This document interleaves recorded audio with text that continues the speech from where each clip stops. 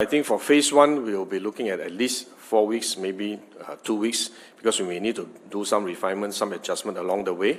So we are looking at perhaps 4 to 6 weeks, depending on how the situation evolves, maybe longer. So I need to manage your expectation. But minimally, I think we are not likely to make major shifts within the first 4 weeks, because we do need 2 incubation period to assess the impact of what we have introduced under phase 1 before we contemplate phase 2. And phase 2, as I mentioned earlier, is a transition phase. It may involve multiple steps. We may relax some measures earlier, and some measures may have to continue for a longer time. So the period is less certain, but it will involve months. It will not be just weeks. It may take 3 months, 6 months, depends. It may take longer depending on how the situation evolves.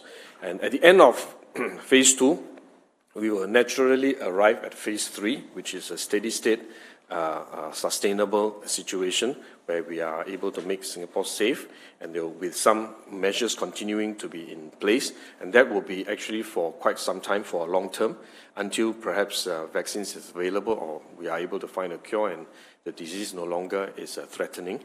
So that is a sustainable long-term situation, and that's phase 3.